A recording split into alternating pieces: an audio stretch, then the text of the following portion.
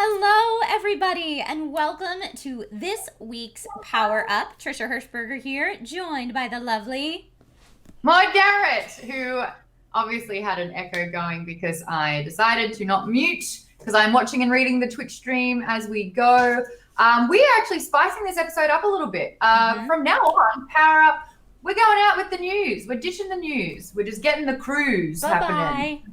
So, I mean, there will probably inherently be some news in the fact that we're discussing what we're playing and watching and reading, which are probably things that are new.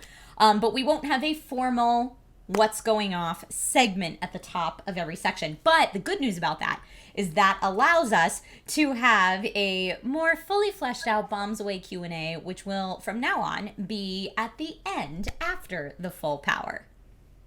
And it means that Amy's coming on board when it's not a guest week as pretty much the guest or as the trio formed. And she's going to be weighing in on her PW&R as well instead of doing the news for us. That's why it's cruise over news. More Amy, more Amy, hey. More Affectionately Amy, hey. Oh, thank you.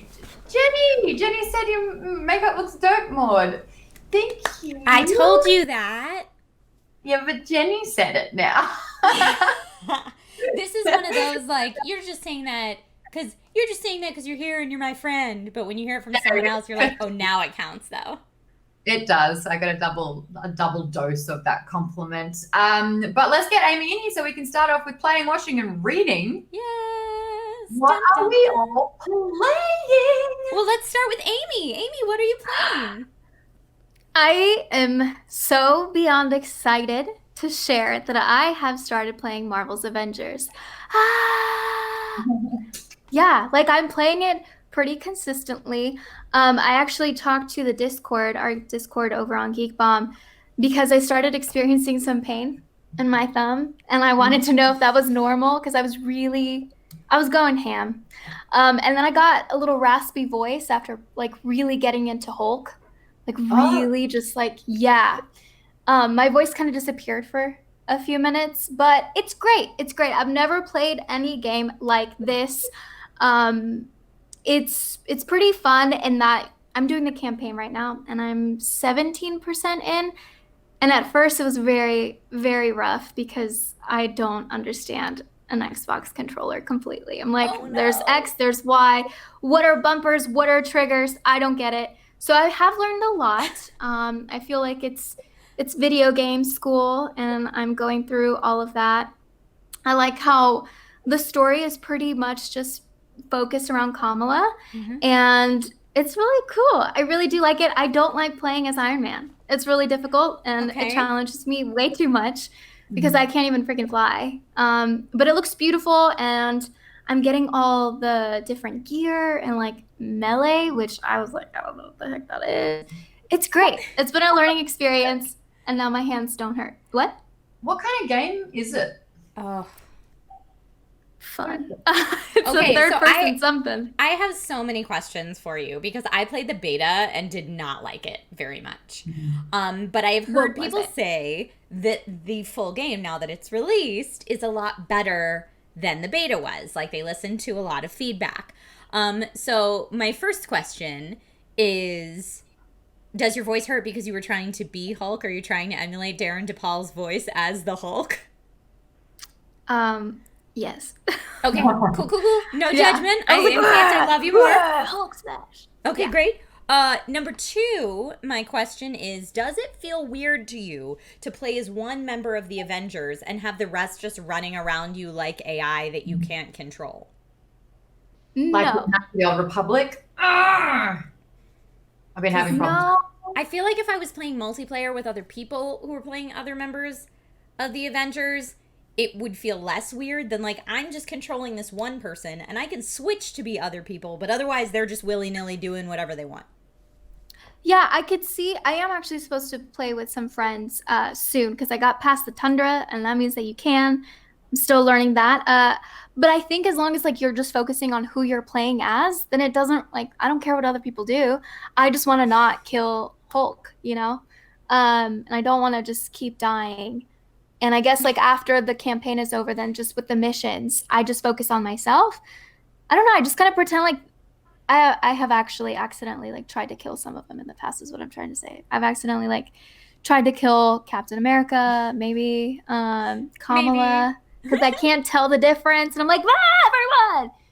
So I get it. I see WDM1262 in chat says the beta felt very samey and didn't show everything that you do in the game. So I was very wary for the game. Then I enjoyed it way more than I thought. So yeah, ringing endorsements from people like you, Amy, who have played the game make me think, okay, I should give it another try since the beta. I hear the story in the campaign is excellent. Yeah. It spans a good period of time. I mean, I'm still working through it. And I really thought I was halfway through it. And then when I saw I was actually only 10% at the time, I was like, wait, what? How long is this going to take? But they really take their time getting you used to all the different characters and playing them and learning more about Kamala along the way. And it's nice. It's really fun. Welcome to being a gamer. Some of these games can take like 180 plus hours. Oh, yes. And some of them you're excited to play for 180 plus hours. And some of them you're like, this is a slog. Can I just skip to the end, please, so I can know what happens? But I would argue the same thing for movies and books sometimes, too. Yeah. I know, I'm trying to get the Wheel of Time, remember? Oy. The first Game of Thrones book, the whole book, I was like, oh, can this just be over? Everybody says this series is so good. When am I going to get to the good part? And then the very end of the first book, I was like, the good part! Then I was like... Mike, I do have a question because I've always played games where the story is not the main part of it. Like the most story I had was probably Ori and the Will of the Wisps at the beginning. There's the story and then you just like do it. How do you guys feel? Because for me, I'm like, stop talking. I just want to shoot things, climb things, hop. Do you actually like pay attention to all the important stuff? I skip through the dialogue. Oh my God, you do? A lot of the time. You are both breaking my heart right now. So there are other gamers, many of whom that I played with at like Geek and Sundry, who skip all of the dialogue. And for someone like me that is detail oriented and really likes lore, it no joke is like nails on a chalkboard. Because inevitably they skip past everything and then go, what am I supposed to do here? And I'm like, well, if you read the dang dialogue, you would know. But no, you just skipped right past it. Now none of us know what we're doing. And it drives me bonkers. Plus, I'm like, someone worked on the story narrative of this game and like was doing world building and beautiful, beautiful things that we just threw in the trash out of impatience. I do have to say that I don't know how to skip the dialogue in Marvel's Avengers. I don't know if you can. So I have been mostly listening and I'm like, okay, can I play now? So you know what I've spent a lot of time thinking about? Someone in Skyrim and I guess in Witcher are writing fake stories in books. So you can pick up a book and just start reading it. And I was like, that sucks that someone had to like just fill in the pages of random tales and books that most of them have really nothing to do with the story. It's just like a glorified prop. But I pictured them coming into work and they're like, oh, right, you know, Sklustoff, because, you know, it's Witcher. We're going to need 300 stories by tomorrow and put them in books that mostly people won't read. And you're like, okay. Well, but if those stories add to the world, like, for example, you play a Control and every office memo you pick up has something to do with the greater universe. And, like, picking them all out and putting them together in your brain is so rewarding. 4 Ravenclaws, which you clearly are. Gryffindor. I mean, just true. play the game. Just play the game. Called out. And you know what? We're always going to have someone that read it. And so when we go, wait, what's the quest again? What are we going to do? Like, except for if you're playing with the person who reads it and you've skipped it so the read it person can't read it. Then you're all screwed. I am specifically calling out Kale Anonymous on Game Engine right now, who skips everything. I love Kale to death, but he's very hard to play games with. Fair enough. If I have to, I will. Both of you are dialogue skippers, so you would be great with him. You would probably find me very difficult to play games with because I want to read everything. Oh, I get toilet breaks every time a page pops up. I'm like, great. Bye. Yeah, I'm like, let me look around. I've looked at the screen for too long. Yeah. That's what I do. That's fun. I am playing Ooh, what you playing? and Flagons. Season 3 happens on Monday. So Monday evening, 6 p.m. PT. We're going to stream via Twitch, maybe YouTube as well. I'm going to figure that out. But I am so excited about season 3. We have already announced Hector Navarro and Kate Welsh as our season 3 cast members. Yay! And we are going public in about 17 minutes with the third. And I'm here to announce that we will be having a rotating third guest, whether they stay on for 1 episode, 3 episodes, 5 episodes, as long as they can survive. But our first guest spot will be Troy Baker, who you guys know is a previous Power Up guest. You know him as the voice of every video game you've ever played. So Troy coming on will be so amazing. If you don't know Fungeons and Flagons, it's a tabletop sort of a D&D inspired show that I helped create back in my SourceFed days, because I tried to get a D&D show before Critical Role, and it never happened. And then I was like, I want to do a D&D show. And they're like, yeah, Trish kept saying that. All right, yeah, maybe we should. And basically it's burning the rule book and character sheets, because getting kind of stuck down with all those tedious little parts and, you know, what you have dex bonuses in and all that intimidating stuff, it can be a lot. And so I'm just focusing on the storytelling component, which is like, who do you want to be? All right, let's place them in the world and let's use improv to guide the story. And then basically 1 dice, a d20, will decide whether you can or you can't do the thing that you want to do within the story. And then, yeah, this season I had to think outside the box and do something that I haven't done before yet. And I've had a little bit of outside help kind of creating the premise of this story, but it is unlike anything we've previously done. The only common thing is the fact that I'm back as moderator and Hector's back as a cast member. But this is going to be really, really cool. If you don't know Kate Welsh, she used to work for Wizards of the Coast up until quite recently. She was the story designer for a lot of the D&D campaign modules. So she's the DM. So she's usually the brains and the inspiration and runs shit. And now she gets to be a player, even though she does do a lot of, she's Rosie in the Penny Arcade in the PAX D&D game, where she plays like a grandma. Very hilarious. So getting Kate in there is going to be amazing. Hector last year impressed the pants off everyone because his improv skills are second to none. Hector is fun to play with. He's really, really good. So, and then we've got Troy, who's going to be in the third spot.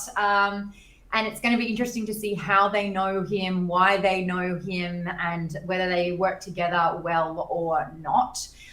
So that's going to be happening 6 p.m. If you're not following my Geek Bombs Twitch, do it now. If you're not subscribed to Geek Bombs YouTube, do it now. To get a refresher, there are 2 previous seasons of Fungeons and Flagons. Each episode's under an hour, so you can get through that because it's only 10 episodes each, and it is hilarious, if I do say so myself. So there you have it, guys. Announced here first, Troy Baker will be in the third spot for at least the first episode. Yay! And I know I've said it about a million times before, Maude, but I don't know that I could have ever done a successful D&D show on SourceFed, because so much of the rest of that cast was like, rules! Like we were saying, you know, with dialogue skipping in video games, the tabletop version of that is taking the player's handbook and crapping on it or throwing it in the garbage and lighting it on fire. Which, of course, for me would have made me cry, and I couldn't have done it at all. But you were able to make, no joke, not just say, hey, let's throw the rules out. You were like, you know what? I'm going to make my own rules that are going to work for this specific group of players. So above and beyond, all the success that Fungeons and Flagons has had and will continue to have is so very earned. You are an awesome moderator, and I can't wait to watch. Yay! It'll be fun. I'm like, always get that nervous feeling because, you know, a lot of people have been demanding it. We had a lull, obviously, so we're going online with the format this time, because I was actually organizing a studio to shoot this season, and then, you know, the world turned to shit. So yeah, I'm like a little bit nervous about how it's going to play out, but it is one of the most demanded things that people ask me to do. It's like, when are we getting more Fungeons? And because of that, we have launched 2 new tiers on Patreon that are kind of Fungeons and Flagons exclusive, where you can get the Adventurers Pass or the DM Pass. And the Adventurers Pass gets to kind of like make up and decide random effects that happen within the gameplay. But the DM Pass, they already know what the campaign looks like. They already know what the scope of this season is. They are helping with intricate details, and they are like a big part of like the creative process in it as well. So the fact that they get to know everything first, which is what they want, but they kind of, get to have those moments where the mic drop happens, or like, they don't know if it's going to be A, B, or C, and they're going, oh, that's what they went with. Oh, that's exciting. So yeah, that'll be really, really cool. And for the first time, people get to comment live because it's never been live before. I do have to add, I was there, Maude, was it? Finale, the last 2? 9 and 10? Yeah. Was it 2018? I believe in December? End of 2018. Yeah. Yeah. So like seeing the live part of it kind of come to virtual life is really cool, because watching everything unfold as it's happening just adds another layer of like, ah! Yeah. So, oh my gosh, it's great. I'm very excited. I'm so nervous. It's going to be awesome. Don't be nervous. It's going to be great. Notes while, because like anything that they say, I'm like, all right, cool, I have to remember that. And like, I'll make up rules on the spot. And I'm like, if you remember, good. If you don't, well, you blew your opportunity to use that cool thing I gave you. Oh, but yeah, like there's spreadsheets, there's rundowns, there's going to be, a lot happening. But it'll be good. I love it. Yay. I love it. What are you playing? I have been playing Tell Me Why, which is the newest game. No. Not Tell Me Why. Tell Me Why. Thank you. Tell Me Why is Backstreet Boys, right? Is it Backstreet Boys or NSYNC? I always forget. Does anyone remember? Boys? Chat? What? I think it's Backstreet's back. Yeah, it's Backstreet Boys. It's I'm pretty Backstreet sure. Boys? Okay. So Tell Me Why, not the song, Tell Me Why, the video game, is the newest game from Don't Nod Entertainment.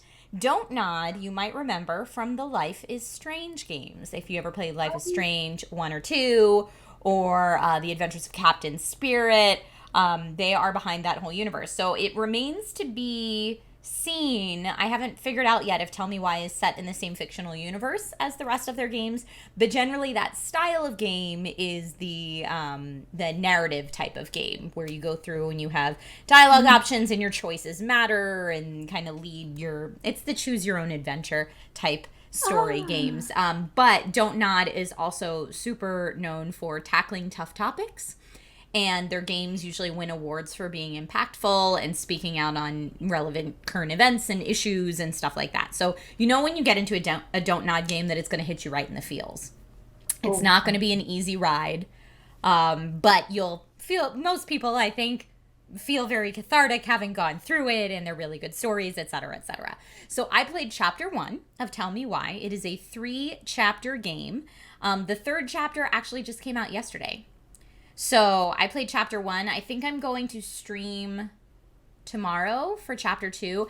And check this out. So this particular game, Tell Me Why, takes place in Alaska. And Xbox sent me this really cool, let me show you.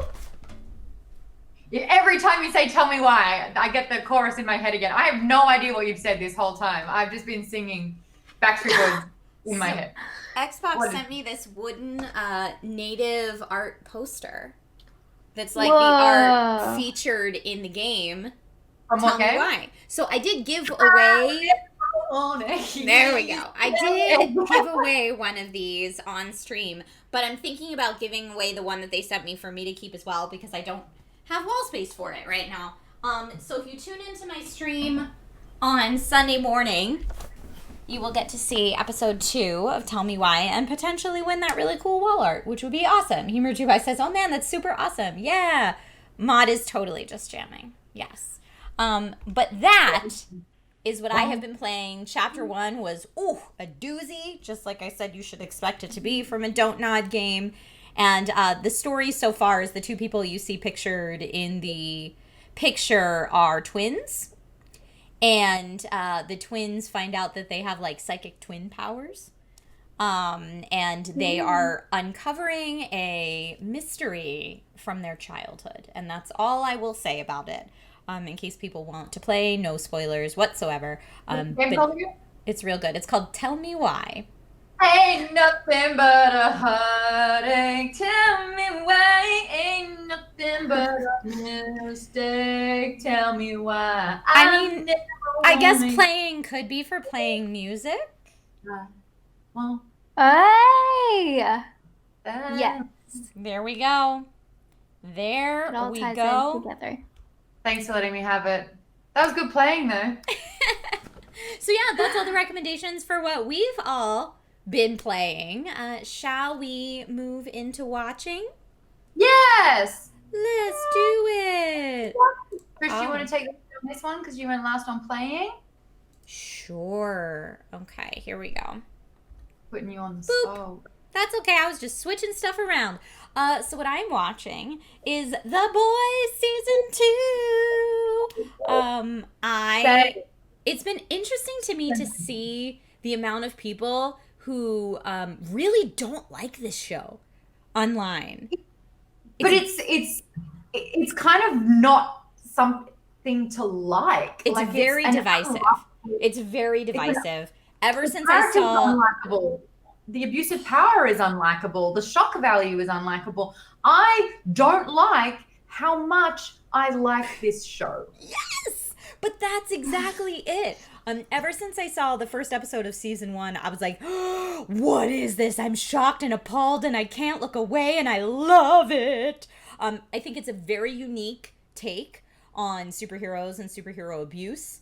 Abuse of power, and season 2 is just continuing what I loved about season 1 and doubling down on it. Now, I did get a chance to see the full season 2 early, so I have seen the full season 2, and yeah, I have to say, watch it.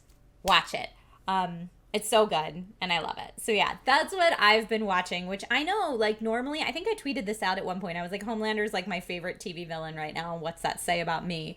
But no one in this is, like, a shiny, good, wonderful person. No, they're so unlikable and they're so atrocious. But I think what adds the, like, layer to it is that if you're having an argument, or if you're trying to stand your ground, or if you're, talking to someone that has superpowers, the gratuitous violence in this show is that they won't make you hurt, they will make you suffer. And I think that's a very frightening thing. Well, it's very dark. It's a very dark show. Like Mean Girls, their power, the power that they possess are words, usually. They can just be mean to you. But in this particular instance, imagine someone who's got like evil intentions or selfishness or just like really bad qualities, but an insane amount of supernatural power. Like that, yeah. And it's showing what that would look like. Well, and I think it's trying to show you the worst of humanity and what humans can do with unfettered power. And I think that in that, it makes you really kind of examine yourself and look inwards and think, like, do I have any of these qualities? And isn't that horrific? But it also does it in a comedic light. So while it is forcing you to examine society and yourself and what is power and what that means, it's doing it in a humorous way. And so, yeah, I mean, I love it.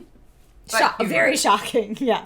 Oh, yeah. Very shocking. But shocking to me, at least in that way where you're like, oh my God, did they just do that? And like, it makes you so uncomfortable, you have to laugh. Yeah. If that makes sense, that's how I feel about it. Because DC and Marvel for 80 plus years have really nurtured that the superhero is the beacon of hope. Right. The superhero exists to take on the supervillains. But I think what The Boys really does is completely obliterate that concept. And it's like, what if the superheroes were, in a way, the supervillains? And, that kind of power can corrupt, absolutely.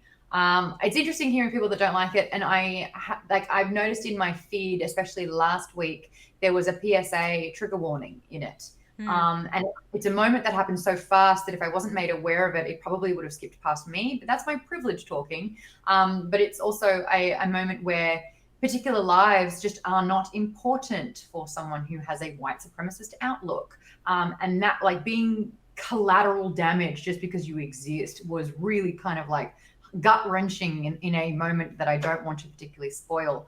But I feel like they are touching on that a little bit more here. Before, it's like, what would you do if you had it? And then it was like, well, let's look at some other issues that are happening at this moment and what it would look like if the wrong person had these particular powers. Yep. Ugh, yeah. Where is it streaming again? Prime. Amazon Prime Video. Prime. But yeah, I mean, a lot of the darker shows that I like in general, like if you look at Game of Thrones, you know, a lot of those shows kind of examine what if power got in the hands of the wrong person. And so I think that's an important lesson to let people kind of live and learn through fantasy and through fiction. So again, highly recommend The Boys. It is quite shocking. It is quite violent. If that is not your cup of tea, you should not watch this show. But if you're someone who likes that, and you like kind of examining moral implications of choices and power dynamics, etc., then I can't recommend this show enough. I think it's great. I've been enjoying it, and I've got another episode that came out today, which I really want to get stuck into. I think it's 3 more episodes today. They're releasing 3 episodes at a time, so 3 last Friday and 3 today. That's my weekend sorted. That's my night done. Yoo-hoo! All right. I have been watching the sweetest freaking show on Netflix that everyone should watch. Total 180. Yes. Double impact on why this show is so important to me. It's an Australian documentary made by an Australian team about Australians that are on the spectrum. So they are on degrees of the spectrum, but they are looking for love. So the show is called Love on the Spectrum. And why this is important to me is because I'm an Aussie, but also my brother is on the spectrum. And it's like a very kind of like interesting look at what dating is like for someone that really struggles with social cues, that doesn't really know how to have what is considered a normal relationship. And it explores couples that are on the spectrum and how they do work together. But it's the sweetest show because you get this earnestness from those on the spectrum that cut through the BS, that aren't there to perform, that, you know, aren't media trained in that way, but they are so, like, to a fault, real and truthful with how they talk and speak and share. And I absolutely love it. And it's so endearing. And I was a little bit cautious, I guess, with this concept. I didn't want it to be exploitative because, you know, it's a reality show, and there's a lot of vulnerabilities in trying to get a relationship. But it was handled with so much compassion and love, and it's very entertaining. And you find yourself kind of like, oh, and also being like, whoa, ooh, interesting. And what? I don't understand why that just happened. And I can understand this person's frustrations because that was really difficult. But it's like a lot of emotions that you're feeling alongside them. But I really do think it's so interesting to get in their head with how they perceive people. So I loved it. I absolutely loved it. I've also seen it. Yeah, I've also seen it, and it was one of those where I mean, they're pretty short episodes, I think, too. And if not, they fly by, and you find yourself getting attached to these characters pretty quickly. And it's real just people. Yes, sorry, yeah, these real people so quickly that it's like, oh my God, I want to know how they're doing now. Like, are they still together? Are these people married? Like, what's going on?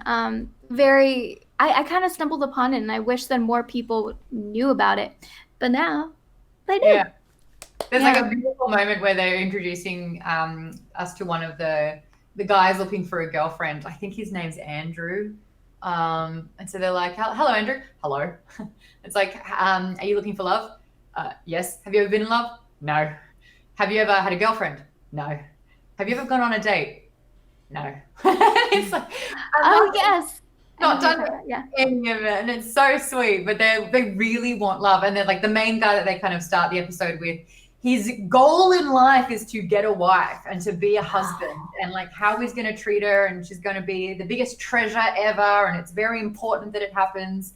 And it's just like really interesting to see him go above and beyond to try and get the perfect date, but then it being received in a way where the expectations were so high, and it was a really nice restaurant. She felt underdressed, and so she kind of got anxiety and had to leave. Like it's so fascinating and interesting. But it also, like, the way that they are talking to each other, it sounds like a scripted show where people who have never acted before are thrust into a scene together. But that's the fascinating part about a lot of people who are on the spectrum. The way that they're communicating is very sort of like matter of fact and very kind of like to the point. And so, like, you know, they'd be like, hello, how are you? I'm very well, thank you. Thank you for asking. And it sounds like bad actors in a scene, but it's like it's authentically, genuinely the way that they communicate. And the thing that they love the most about dating and being set up with someone else who's on the spectrum is that they feel seen and heard, and like they don't feel like they're abnormal because they've found their normal. And I think that's a really, really special thing. Yeah. I love that. Thank you for spreading the positivity. So after people watch The Boys and get really depressed or shocked or horrified, you can go and watch this and feel better. Safe space and watch Love on the Spectrum. And it's interesting because as an actress, I love the voiceovers as well, because it's, you know, today Andrew is going on his very first date. And I'm like, I want to voice the next season. So bad. Maude, what streaming service is it on? That's on Netflix. Okay. It's been in like top 10 for the last couple of weeks as well, I think. Nice. Yeah. I love that. All right. Amy, what you watching? Well, my pick, I think you should watch it before Love on the Spectrum so it could like cleanse your palate at the end.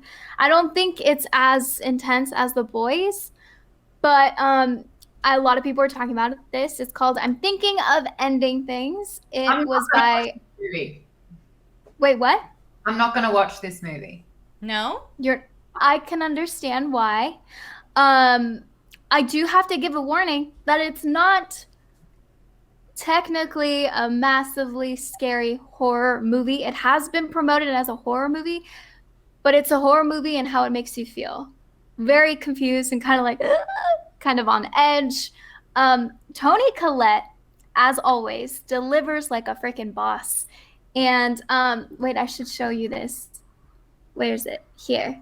I have this because I love her so much.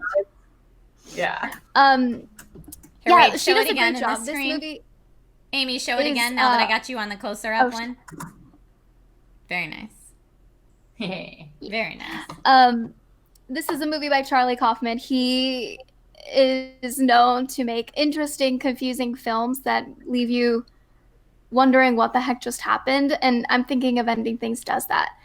We even get oh crap, I don't know his name. Lupin. Mm-hmm. So we got Lupin and we got Toni Collette together working on screen, which is, I think you should watch it for that reason alone. It's weird, and I couldn't possibly begin to describe it except for the fact that a couple goes to so a girl and her boyfriend go visit the boyfriend's parents. Jesse Plemons. Yes. Yeah. And things happen that are confusing. Charlie Kaufman really plays with the perception of reality and timelines, not in the sci-fi kind of world, but definitely like what? Trish, I don't know if you're super familiar with Oklahoma, the musical. I know the musical, yeah. I think my husband was in it once or twice. Hey. He might enjoy this. But if you are familiar at all with Oklahoma, there's a reference to it. It's a pretty big part of it. It's weird. It is weird. But I saw it really, really late at night, and I was like, oh, God, am I hallucinating? Did they really just show a weird pig, like a CGI pig? How does this tie in? It also made me really cold because there's snow everywhere. Ooh, I'll watch it just for that. It's a different kind of weather. I watched the trailer because we were covering it on Watch List, my Quibi show. And in the trailer, the dog is in the house and he's just obviously shaking, trying to get like obviously the snow off him. But the shaking sound doesn't stop.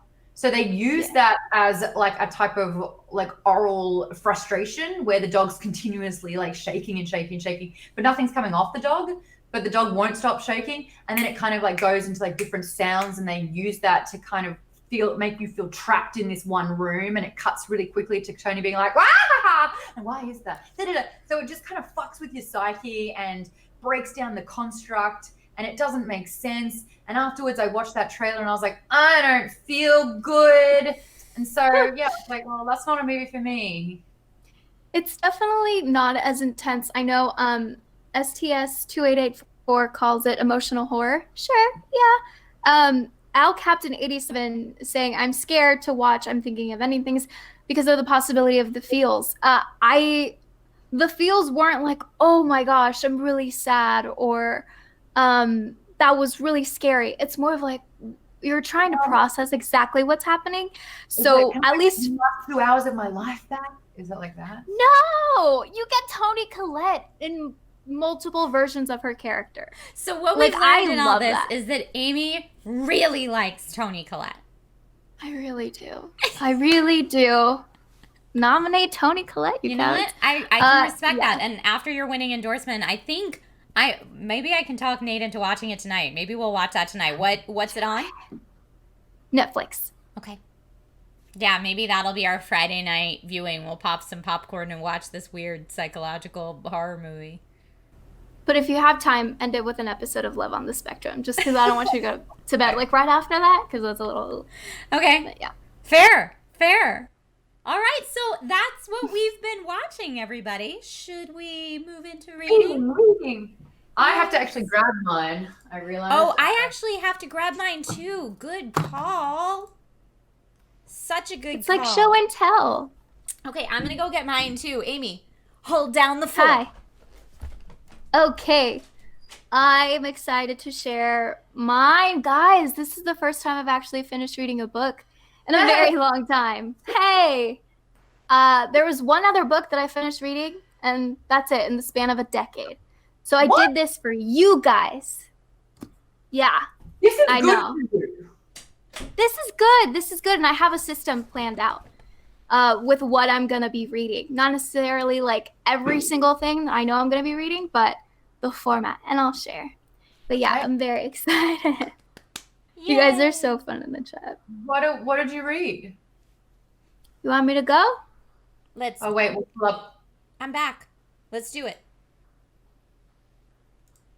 Oh, cool. Woo! Alrighty, Amy. What's yours? Okay. Last time I shared this book, this is the physical copy, Between the World and Me by Ta-Nehisi Coates. I had read maybe like 20% of it. Yeah. And I'm so happy to tell you guys that I fully freaking finished the book. I finished a book. Yay! This is the second time in a decade that I finished a book. I do have a plan of reading nonfiction books, followed by fiction, followed by a comic / like graphic novel kind of thing, and then rotating like that. So that is my system. Crap. This book. So Ta-Nehisi Coates used to work for The Atlantic, but he's also written different runs of Black Panther. And one of the runs, people have said that is basically inspired Black Panther. Like that's the run that they use, kind of like infused into it. This book is about him giving a giant letter to his son, basically. And he tells him what life is like as a Black man, as a Black boy, growing up Black in America. There's a lot of really intense moments. He doesn't go too deep into violence, but I feel so privileged to have gotten to read this because I don't have any of those experiences that he's had and that his son have had. And I think that it's important for me to broaden my horizons. If I'm going to read a book, like I want it to be something that's also like teaching me stuff that I didn't learn in school because sometimes stuff gets skipped over. And these are personal accounts from Ta-Nehisi Coates that I'm like, wow, well, like you couldn't find this anywhere else. He lived this and he's sharing this with us, which I feel is so beautiful. I did want to quickly read this one little part. This is after one of his classmates from college was killed by a police officer. And this is his mom talking to Ta-Nehisi Coates' son. And it's really, actually really beautiful. So she said, "You exist, you matter, you have value. You have every right to wear your hoodie, to play your music as loud as you want. You have every right to be you, and no one should deter you from being you. You have to be you, and you can never be afraid to be you." And that was, I mean, I took notes. I don't know if you probably can see, but I wrote names at the bottom of each page for names that I feel like I should learn more about. Because like I said, I didn't learn about everything that he talked about in school. I starred paragraphs, passages, different things. I made notes. I have a bunch of different placeholders for things that I want to revisit and reread again and really just soak it in. But crap. I highly recommend because it's very eye-opening, and I think it's very important to just like keep learning and keep growing. So Why do you say yeah. crap? What's the crap? Crap, because crap is like my mind was blown. Like a lot of things that I've learned in. That's what it feels like to read a book. Well, yeah, but also like I think my problem was that I was trying to read the wrong books. I have listened to audiobooks about real life people like Tina Fey. Actually, no, that one was a real book. Oh, so this is my third one. So Bossy Pants by Tina Fey, Yes Please by Amy Poehler. And those were great. But trying to read Harry Potter for some reason for me, I don't know what was going on. But I was like, this is cool. And I was doing great. And then I just kind of stopped. And I was like, what happened? And with Dune, I read a little bit. And I was like, cool, keep going. And I was like, no. And then with this, it just felt like this is what I need right now. So I feel like certain kinds of books are like a way for you to get your vitamins. And I was severely lacking in this. And I'm very glad that I picked this up. And I think that I just wasn't ready for other books when this came along. And I was ready for this. And the crap is like, crap, this is what I needed, you know? I see in chat right now, both STS2884 and Genlock36 are talking about Ta-Nehisi Coates' comic book run on Black Panther and Captain America. Yeah, so that's the one. Yeah, that's the one that he, that Black Panther, the movie, took from. That's awesome. That's awesome. Yeah. Amy, I love how I already have the next movie picked. Thank you. Mm-hmm. Trish, do you want to go next? Sure. So the book that I wanted to share that I've been reading, and this is a different kind of reading than you've been doing because it's more of an encyclopedia of sorts, but this is the Final Fantasy Ultimedia Archive. I'm going to show this here. And this is volume 1, which takes you from Final Fantasy 1 through Final Fantasy 6. So, of course, I need volume 2 because that's going to take us from 7 onwards. I don't know if there's a third volume or not, but this book is so cool. And this just has basically extra content and everything surrounding the development of the games, concept art, job postings, like everything you could ever want around these games. So let me see if I can find some... Let's see. From the first one, I know there was a really fun, here you go, illustrations of the characters. So if we remember what they all look like in their, like, OG pixel form. Yes, yes, yes. This is what they look like in certain character illustrations. And yeah, I mean, you can just go down the rabbit hole of memorable quotes and just beautiful, beautiful concept art. And just, I mean, if you're someone who likes to just drink in every aspect of how a game is made and all the different creative decisions around it, like here's categorized map lists and battle background sprites, like all sorts of data that goes into it, which I think we've probably established pretty fairly on this show, and especially today, that I like information and details.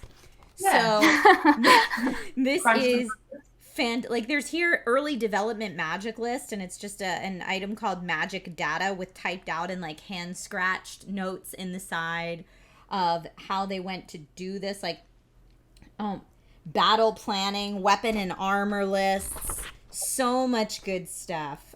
Basic story world, early planning, all of that. And yeah, it goes through. So volume 1 goes through Final Fantasy 1 through 6, and then I know that there is a second volume out, but this is real nice. And so I got it. High Score on Netflix sent me a little like, we know you like video games, here's some cool stuff, and this was in it. That's I was cool. Like, what? They also sent me this like cute little, it looks like an original NES controller, but it's actually like a little blanky sleeping bag. So it's like a little like burrito shell blanket that you can get all snuggly inside. And they sent me like a little very, very tiny Pac-Man arcade machine that my son has been playing with nonstop. But yeah, they just sent me a little goodie bag under no obligation to post. And this is my prized possession. That's the cool thing Of it, though. Damn it. And yeah, They were this like, is what I've "Want been it?" reading. Did you want it? And I was like, oh, I've just gotten rid of so much stuff in my move, because I realized in my last place I just collected and got sent so much stuff, Totally. and I got rid of it, and then they didn't say what was in it.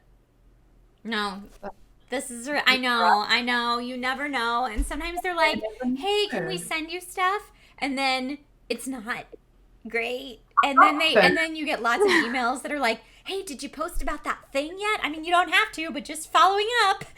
I got burnt by that. They wanted to send me like something little over 12 days and expected a story about every single little thing that they posted. And one of them was like shaving cream, and another one was like a little bowl. Like, this is crap, and I'm throwing it straight into the bin. But I was like, and you want a story about every little, I was like, I'm going to have to, and it just burnt me so bad that I was just like, no, no more. Yeah, no, I totally get that. In fact, part of the reasons that I decided to give away nerdy goodies on this Twitch channel, if you collect enough dragon scales, is to help me offload some of this stuff, because my husband is always like, well, why don't you just get rid of it? I'm like, because it's high value, really cool stuff that if we had a bigger house, I would totally keep and hang somewhere or put on a shelf or a display cabinet or something, but I just don't have room, so I really want it to go to a good home. Mm-hmm. So it makes me happy when I get to send people nerdy goodies from my personal collection. But yes, this is the Final Fantasy Ultimania Archive. I saw some people asking in chat what the name of this was again. But yes, Ultimania Archive. And it's also great because it's like an encyclopedia. I have had a very hard time in quarantine trying to find time to read anything, because I don't really get time to myself. Because my little dude is home all the time, and my husband and I are both working from home, and it's just, I'm around other people all the time. So for me to actually say someone else has to take all the responsibility, I'm going to go read, it's just not something that realistically can happen, and especially not for long periods of time. So being able to sit down and just read like a page or two, or just a little like data sheet of the background of the game dev of Final Fantasy II just makes my heart happy, and it's in nice digestible chunks. So that's what I've been reading in my time. Maude, what have you been reading? Well, we've been sharing sort of like how we read, and Amy, it sounds like you've got like a system of how you can read new things that are kind of more aligned with being able to absorb it. Trisha, you're just like, give me 7 minutes at a time to put a page in. I have about 3 or 4 books on the go at any one time. So I am just let's do it, I'll read it. Now, this is the first time in a while that I've had a physical copy and I haven't been listening to something. And I will admit, I am enjoying actually turning the pages and reading a book. I have missed that a lot, and I'm finding sneaky ways to still be able to multitask, because that was always a big issue that I had. And so I will get on the exercise bike for like half an hour while reading. I won't even realize that I'm cycling along and I'm like getting into the story. So that's kind of like curbing the multitasking itch that I have, and it's nice to read before bed as well. But this particular book, my friend wrote a freaking book, guys. His name's Paul Verhoeven, and for those people that have absolutely unturned every single stone of media that I've created in the last 14 years, you will know that back in 2009 in Australia, I hosted a show called Save Point, and he was my co-host in that. Paul Verhoeven is also the name of a director who has done movies like Elizabeth Berkley's Showgirls. It's a different guy, Paul F. Verhoeven. He's written a book before called I was Loose like, please tell me this guy was in Showgirls. Yeah, right. My mate, questionable time. But this one's called Electric Blue. Basically, his dad is a cop, or was a cop, sorry, an ex-cop.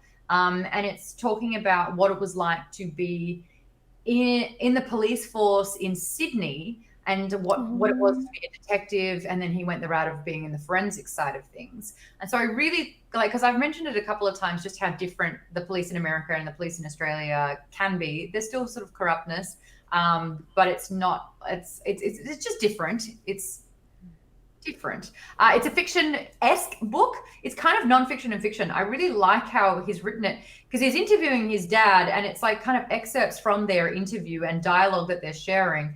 But Paul's big thing is, you know, he and his father are so different. Paul is an ADHD nerd who loves to chat, and his brain goes at a million miles an hour, but he calls himself a physical coward. And then his dad was a forensic sort of detective, police officer in a way. And he was like, I could have followed in your footsteps, but there was just no way that was going to happen because I'm so different. And so he was trying to learn about why his father fell in love with that career and, you know, how come he's as different as he is. I'm kind of only just kind of cracking into it, but I am enjoying it. I think the thing that I like the most about it is that it's taking place in and around Sydney. And that's just so familiar and lovely for me. Hearing things like, you know, Warringah Mall, and I'm like, oh, Warringah Mall, and places wait, like what? Warringah Mall. What's that mean? It's You're wearing a mole. it's a mall, like a. Oh, it's a place. Yeah. Okay. Yeah, but it's kind of like my dad wrote a porno about cop stuff. What a great way to say it. Thank you, STS.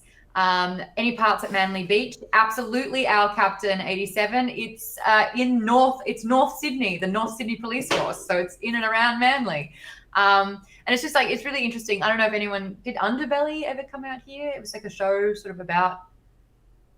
Not that I know of, but that doesn't mean it didn't. Shitty at me because the only Paul Verhoeven movie that I mentioned was Showgirls.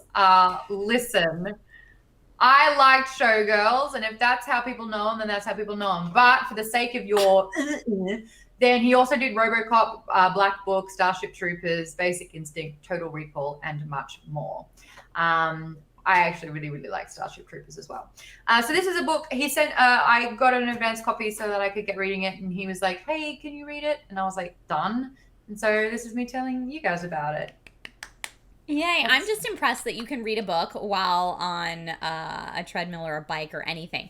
I find that I move so much when I exercise that the words look like they're doing this, and I just can't. You know, I get in the zone. Nice. I'm super jealous. So. I'm still listening to another series. I'm like, I think it's like a 7-book series, and I'm up to like maybe it's a 9-book series, and I'm up to 7 already. Okay. It's just all the time. And I've got Nerdist Book Club every single week, so I read a book a month with that as well. Love it.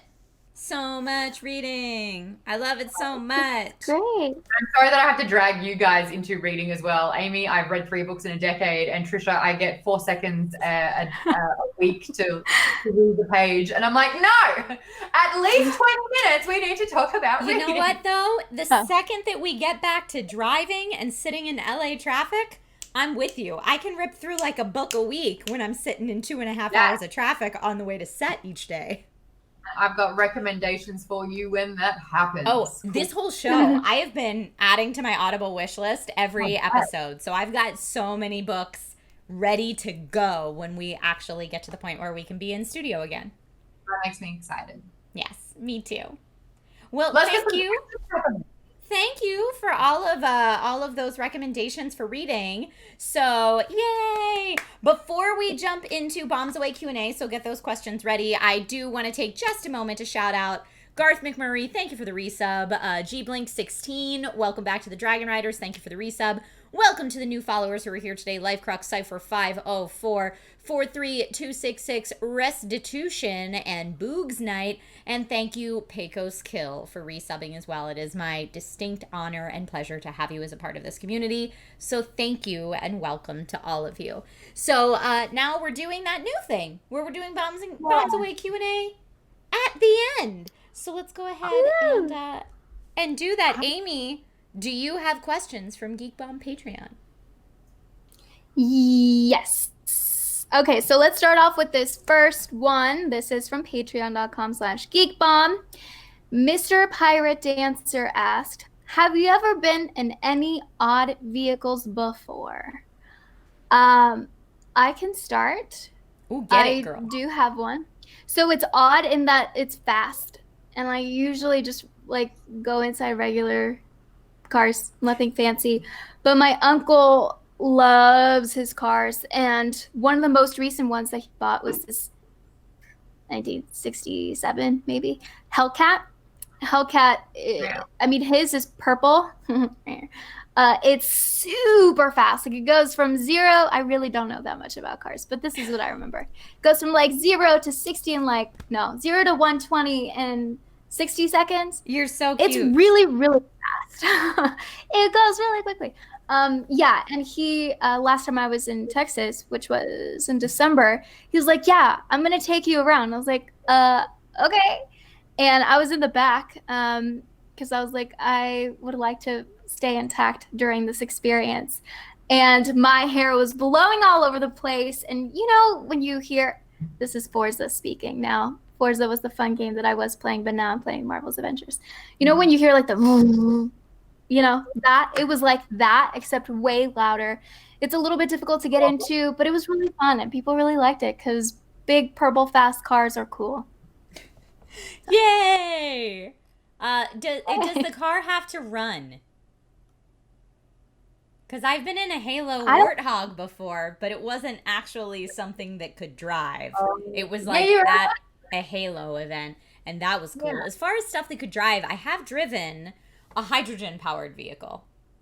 Oh! For a while before I had content on YouTube, I worked at the city auto shows that travel from city to city, and I worked for a long time on Honda's team. And Honda has had the FCX Clarity, which was all hydrogen powered. I've had that for a long time, they had that for a long time. Now the FCX Clarity is, they also make it in an electric hybrid, but it used to, all electric and an electric plug-in hybrid. But it used to be hydrogen only, where the only thing that came out of the tailpipe was water, and they only leased them and only in select areas where you live near a hydrogen fueling tank, like all this kind of stuff. And you can still get the hydrogen-powered Clarity, but again, you can only lease it. The lease is very expensive, but includes all your maintenance. Only water comes out the tailpipe, and people always want to know if it's going to explode. But I got a chance to drive it, and it felt like driving a normal car. I guess it felt more like driving an electric vehicle, where you get all that torque at the beginning. But yeah, I knew how expensive the car was when I was test driving it, because I had to drive it as part of my job so when people ask you what it's like to drive it, you can talk about it. And I just remember sitting in it like, this car is so much money. As I drove around the block, I was like, please don't do anything wrong to it. Just get back safely or you'll be so fired. But that was cool. That's so cool.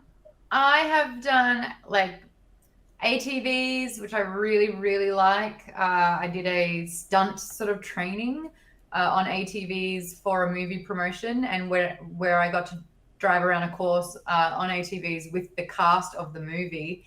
And I like speed, and my mate was in the film, so he and I were just like, and we took off, and it was great. But one of the other actresses felt left out or wanted to kind of get in on it, and so she went a little bit too fast, flipped, stuck under it.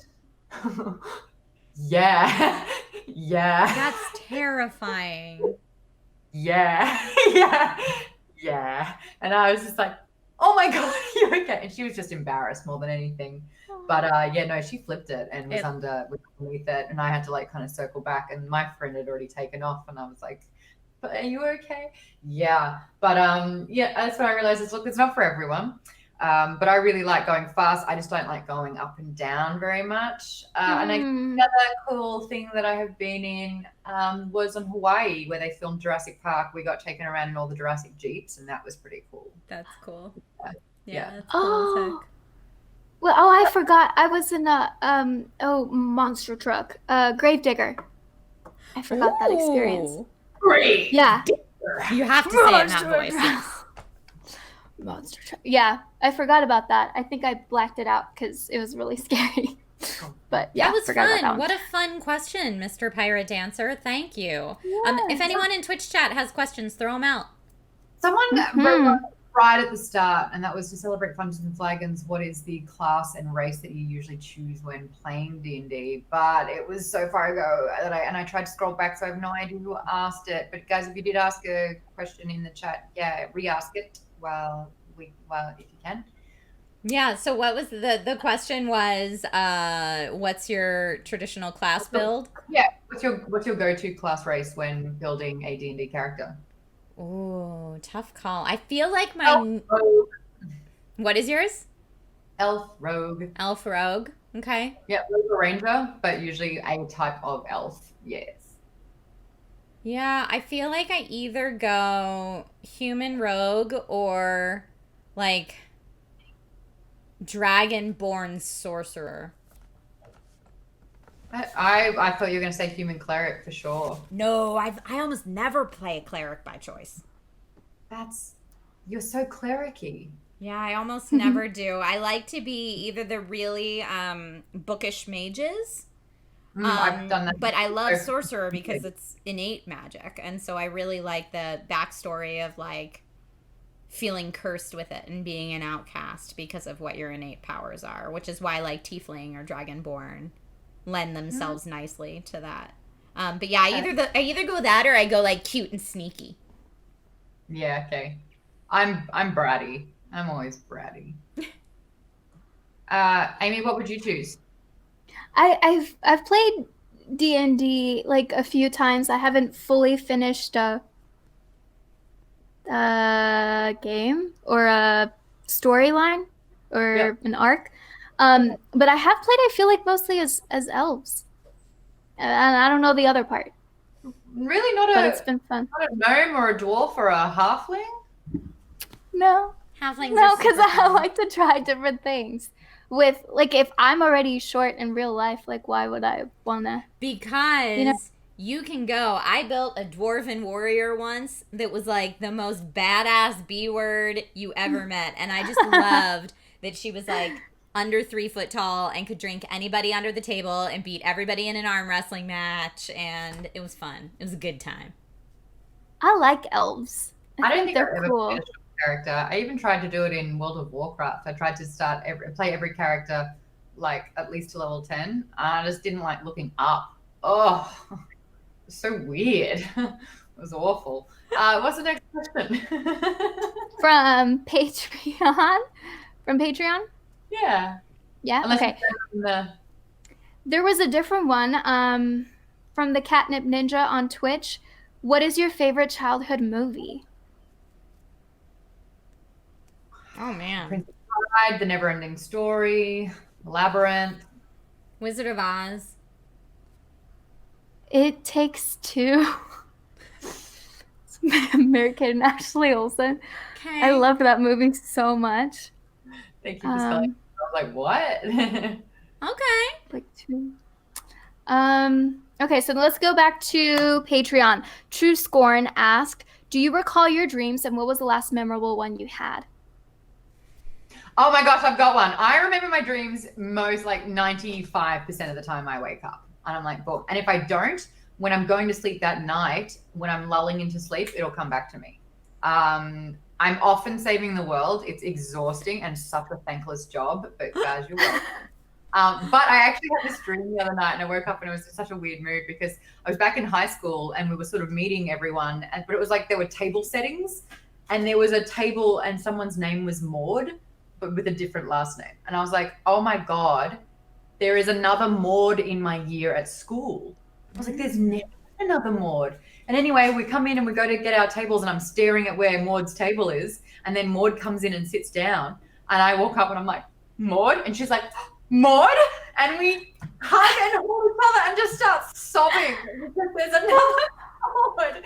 And we finally are like, oh my God, like it's so hard to have this name. And we bonded over it and became fast friends. And yeah, that was my dream. I love that that's your dream. Amy, do you have one? I don't remember my dreams very often, and I don't remember the last one I had, but there's this one that kind of is nerdy, sort of. Okay, so think of the original, it's Willy Wonka and the Chocolate Factory. Spoiler alerts if you haven't seen it, but you know at the end how there's that elevator and then it like breaks through the ceiling and then it like keeps going and like no one's the really Great Glass Elevator. Yeah. So like you know how it keeps going and people are like, ah. So this is actually a nightmare. Oh no. I had pressed buttons in the elevator and I was like, cool. I don't think I was by myself in the elevator, but it kept going and we realized it was going to break through the ceiling. But it wasn't meant to, but it was going way too fast. And my first thought in the dream was like, oh my God, this is like Willy Wonka and the Chocolate Factory. It's going to be fine. And then I was like, it's not going to be fine because that was a movie, Amy. This is real life. And I was like, oh no. And then I think I just woke up, but it was terrifying because like we did break through and yeah. You like horror That's it. movies? That was scary? That's not confusing. Yeah, well, because that's the difference. Horror movies are horror movies. And I see the line being drawn. But when you attack my dreams, no. That's what literally one of the dudes does. It's scary. Sprinkles the Dragon Cat in chat says it's called the Wonka Vader. The Wonka Vader. They might call it that in the movie, but not in the books. I forget. But I know that the Wonka Vader is definitely the name of it somewhere. For sure. Yeah, I don't remember my dreams very often either. But the dreams that I've had lately are not fun. I wish I had dreams where there was another Trisha and we exclaimed our names and hugged. I wish. No, my dreams are the next day that's going to happen, except for I miss all my deadlines and do everything wrong. You have panic dreams. I have panic dreams. I didn't know that's what they're called, but yes, I have dreams where I go through my entire next day and it's just like 3 hours after something was due, or I was supposed to be live, or I didn't have enough time to complete X, Y, and Z. But the good thing about those dreams is then when I wake up and realize that it's the start of that day, not the end of that day, I'm like, oh, I haven't missed it yet. Like I have the chance to do it all right now. It almost feels like I experienced the day and then traveled back in time and got a second chance.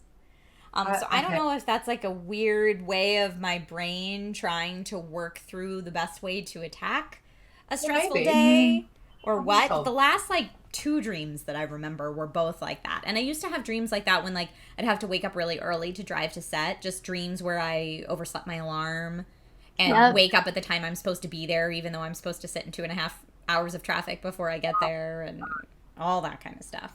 Yeah, I actually have that, but I'm not dreaming because someone's ringing me going, wow, how quickly, how far off are you? And I'm like, 7 minutes. Mm-hmm. Oh, that's bad. I've had that happen a lot.